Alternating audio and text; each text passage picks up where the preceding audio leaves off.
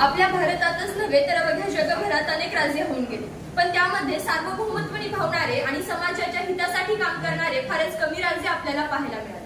आपल्या देशाला एक असे अद्वितीय राजे लाभले की ज्यांनी आपल्या प्रगल्भ बुद्धीच्या आणि मनगटाच्या ताकदीच्या बळावर समाजातलं चित्रच बदलून टाकले. आणि हे असामान्य व्यक्तिमत्व म्हणजे छत्रपती संभाजी महाराज.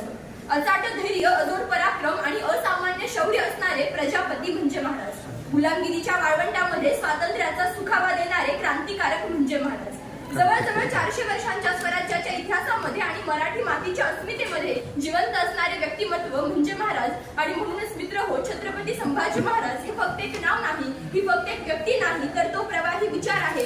अडलेल्या नडलेल्यांचा आधार आहे. आजही जिथं न्यायावर अन्याय गाव भरतो, विषमतेचा वणवा पेटतो आणि अभिव्यक्तीचा गळा घोटला जातो, तेव्हा तिथल्या शोषित, पीडित, रजलेल्या गांधील्यांच्या हृदयातील नाव म्हणजे छत्रपती संभाजी महाराज. हे जणू स्वराज्याचे एक धगधगते यज्ञकुंडच होते. आणि आज याच विषयाला स्पर्श करण्यासाठी नमस्कार, मी जाधव श्राविका संपत विषय म्हणते स्वराज्याचा धगधगता यज्ञकुंड छत्रपती संभाजी महाराज.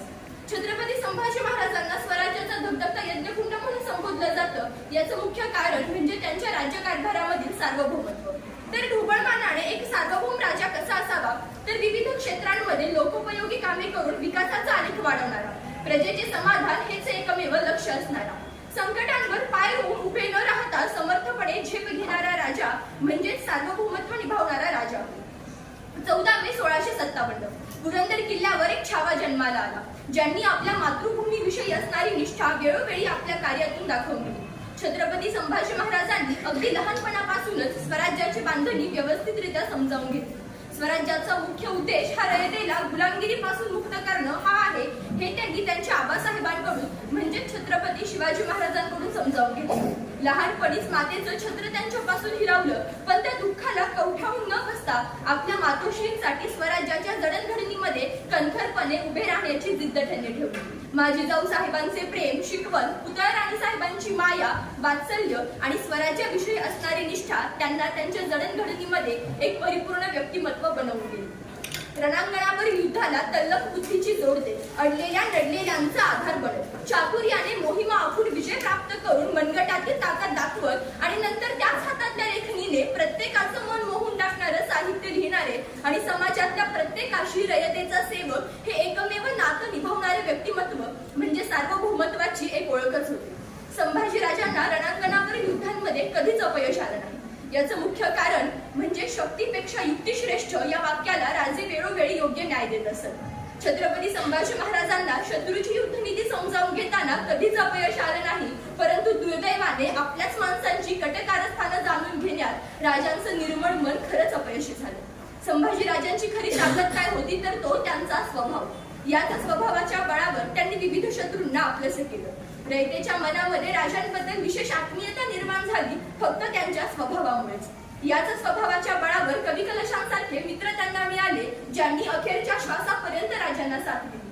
परंतु दुर्दैवाने समाजामध्ये असे अनेक लोक होते की ज्यांनी राजांच्या चांगुलपणाचा, त्यांच्या चांगल्या स्वभावाचा वेळोवेळी गैरफायदा घेतला. शिवरायांच्या मृत्यूनंतर किंवा तत्पूर्वी देखील राजांसोबत जे काही कटकारस्थानं झाले त्यामध्ये आपल्याच मातोश्रींचा हात आहे हे समजल्यानंतर देखील राज्याभिषेकाच्या वेळी त्यांनी राजमातेचं पद त्यांनाच बहाल केलं. यावरूनच राजांच्या निर्मळ मनाची जाणीव तुम्हा आम्हाला झाल्याशिवाय राहणार नाही. छत्रपती संभाजी महाराजांना रणांगणावरील युद्धांमध्ये कधीच पराभव सहन करावा लागणार नाही. कारण याचं मुख्य कारण म्हणजे भल्या भल्यांना न उलगडणारी राजांची युद्धनीती. त्यांची बुद्धी एवढी तल्लख होती की त्याची कीर्ती अवघ्या जगभर पसरली गेली. परकीय लेखक ॲबेराके त्यांनी यांच्या राजांच्या युद्धनीतीतील नैपुण्याबाबत त्यांचं कौतुक केलेलं आहे. तसेच धर्मकल्पकता हा धर्मशास्त्राविषयक ग्रंथ केशव पंडितांनी राजांना बहाल केला. बुधभूषण या ग्रंथाची ओळख आपल्या सर्वांनाच आहे, परंतु या ग्रंथामधली राजांची मांडणी पाहिल्यानंतर त्यांच्या तल्लख बुद्धीची जाणीव तुम्हा आम्हाला झाल्याशिवाय राहणार नाही. बुधभूषण या ग्रंथाची विभागणी राजांनी 3 भागांमध्ये केली आहे, ज्यामध्ये राजाची कर्तव्य, शिक्षण, जबाबदाऱ्या, संगीत, क्रीडा, त्याचबरोबर शस्त्र या सगळ्या गोष्टींचा व्यवस्थितरित्या अभ्यास केलेला दिसून येतो. संभाजी राजांना अनेक भाषा अवगत होत्या. इंग्रजी ही भाषा सुद्धा राजे योग्य पद्धतीने जाणत होते.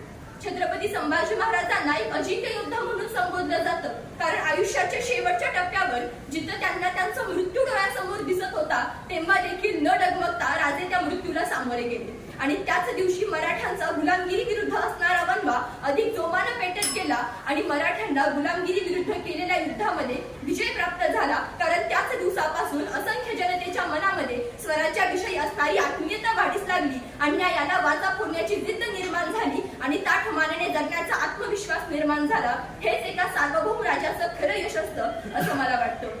छत्रपती संभाजी महाराज म्हणजे जणू एक धगधगते यज्ञकुंड, ज्यांनी निराशमयी पारतंत्र्याचं रूपांतर प्रकाशमयी स्वातंत्र्यामध्ये केलं आणि त्यांनी हे सगळं कार्य त्यांच्या तारुण्यामध्ये केलं आणि स्वतःचं तारुण्य उजळवलं.